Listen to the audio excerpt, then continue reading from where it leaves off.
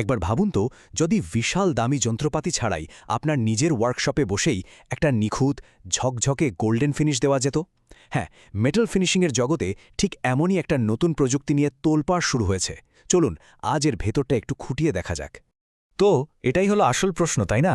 আপনার হাতের একটা সাধারণ স্প্রে গান কি সত্যি সত্যি পিভিডি এর মতো জটিল আর ব্যয়বহুল একটা প্রক্রিয়ার জায়গা নিতে পারে? চলুন আজ এ ব্যাপারটারই একটা ফয়সালা করা যাক। আজকের এই আলোচনায় আমরা প্রথমে দেখব বাজারে গোল্ড ফিনিশের এত চাহিদা কেন। এরপর আমরা একটা দারুণ নতুন সলিউশনের সাথে পরিচিত হব, জানব সেটা ঠিক কিভাবে কাজ করে, পুরনো টেকনোলজির সাথে এর কি পার্থক্য, আর সবশেষে আমরা বুঝব যে এটা আপনার কাজের জন্য কতটা দরকারি। আচ্ছা, সবার আগে তো এটা বুঝতে হবে যে এই গোল্ড ফিনিশের জন্য বাজারে এত হুড়ুহুড়ি কেন। দেখুন, বিশেষ করে আমাদের দেশে আর্কিটেকচার আর ডিজাইনে এর একটা আলাদাই কদর আছে। আজকাল তো বাড়ির গেট, সিঁড়ির রেলিং বা ধরুন কোনো দামি আসবাবপত্র, সব জায়গাতেই এই গোল্ডেন মিরর ফিনিশ একটা ট্রেন্ড হয়ে গেছে। এটা যেন একটা স্টেটাস সিম্বল, একটা আভিজাত্যের ছাপ। কিন্তু মুশকিল হলো এই ফিনিশটা পাওয়া মোটেও সোজা ছিল না। পুরনো যে দুটো উপায় আছে, পিভিডি আর ইলেকট্রোপ্লেটিং, দুটোতেই বিরাট সব ঝামেলা। যেমন পিভিডি করতে গেলে বিশাল সব ভ্যাকিউম চেম্বার লাগে, মানে একটা বড় গেট বা রেলিং হলে তো কথাই নেই, প্রায় অসম্ভব। আর ইলেকট্রোপ্লেটিংয়ের কথা তো ছেড়েই দিন, ওখানে সায়ানাইডের মতো মারাত্মক বিষাক্ত কেমিক্যাল ব্যবহার হয়, যা মানুষ আর পরিবেশ দুটোর জন্যই সাংঘাতিক ক্ষতিকর। তো এই সব সমস্যার একটা দারুণ সমাধান হিসেবেই কিন্তু বাজারে এসেছে একটা নতুন প্রযুক্তি। চলুন দেখি এই নতুন সলিউশনটা আসলে কি, আর এটা আগের সমস্যাগুলো কিভাবে দূর করছে। এর নাম হল ফারবে এসএস গোল্ডেন গ্লস। আর একটা কথা পরিষ্কার করে দিই, এটা কিন্তু কোনো সাধারণ রং না, এটা একটা হাইটেক কোটিং সিস্টেম। জানেন এর সবচেয়ে বড় সুবিধাটা কি? পিভিডির মতো লক্ষ লক্ষ টাকার মেশিনপত্রের কোনো দরকারই নেই। আপনার হাতের ওই সাধারণ স্প্রে গানটা দিয়েই এখন এই প্রিমিয়াম ফিনিশটা পাওয়া সম্ভব। ভাবা যায়। আর শুধু গোল্ডেন কালারে আটকে থাকতে হবে না, দেখুন কতগুলো option. Sunlight gold, rose gold, champagne gold থেকে শুরু করে কপার, ব্রোঞ্জ, এমনকি ম্যাট ব্ল্যাক পর্যন্ত। একবার ভাবুন তো, একজন ডিজাইনার বা ফ্যাব্রিকেটরের জন্য এটা ক্রিয়েটিভিটির কত বড় একটা সুযোগ খুলে দিচ্ছে। এখন মনে প্রশ্ন আসতেই পারে, আচ্ছা এটা কাজ করে কিভাবে? আগেই বলেছি, এটা কিন্তু সাধারণ স্প্রে পেন্টের মতো নয়। এর পেছনে একটা বিশেষ কেমিক্যাল সায়েন্স আছে। দেখুন, এটা একটা 2K বা 2K সিস্টেম, মানে এতে দুটো জিনিস থাকে, একটা ল্যাকার বেস আর একটা হার্ডেনার। আর এই দুটোকে একদম কাঁটায় কাঁটায় 4:1 বা 4:1 অনুপাতে মেশাতে হয়।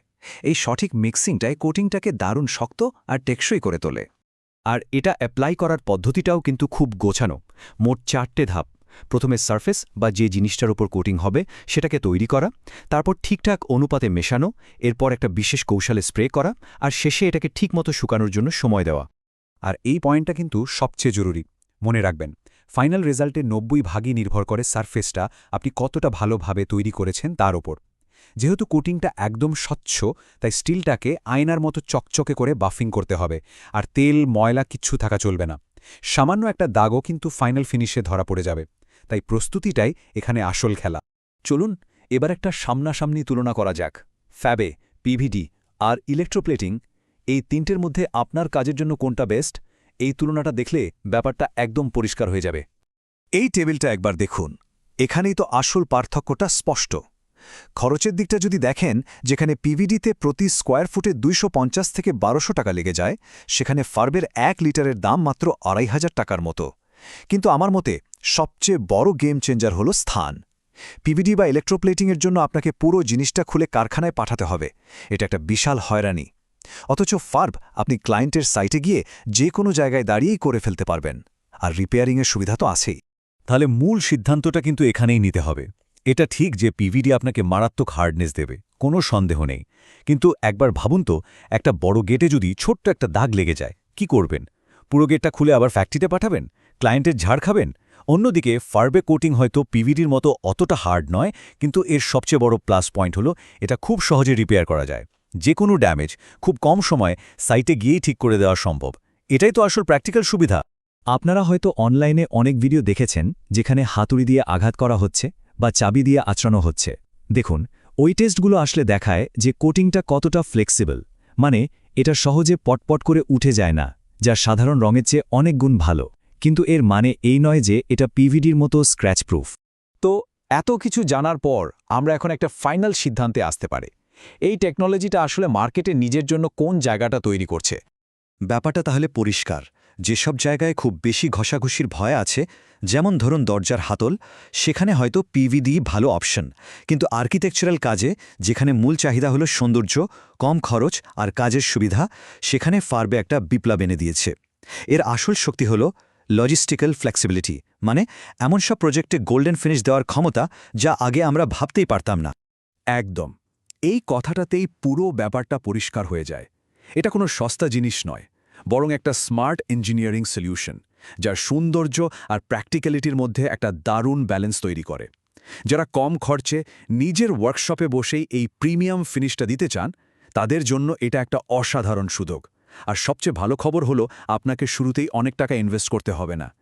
এই প্রযুক্তিটা নিজে হাতে পরোক্ষ করে দেখার জন্য ফারবে একটা 5 লিটারের স্টার্টার কিট দেয়। এতে সানলাইট গোল্ড, রোজ গোল্ড, ব্ল্যাকের মতো 5টা সবচেয়ে পপুলার রঙের 1 লিটারের প্যাক, আর সাথে স্যাম্পল সহ একটা ডিসপ্লে স্ট্যান্ডও থাকে। এটা দিয়ে আপনি শুধু কাজটা শিখতেই পারবেন না, আপনার ক্লায়েন্টদেরও খুব সহজে স্যাম্পল দেখাতে পারবে। শেষ প্রশ্নটা আমি আপনাদের জন্যই রাখছি। আপনার ব্যবসা বা প্রজেক্টের জন্য কোনটা বেশি জরুরি? একদম চূড়ান্ত হার্ডনেস, নাকি কাজের সুবিধা আর সহজ রিপেয়ারিংয়ের অপশন? এই নতুন প্রযুক্তি কিন্তু আমাদের সবাইকে এই প্রশ্নটা নতুন করে ভাবতে বাধ্য করছে।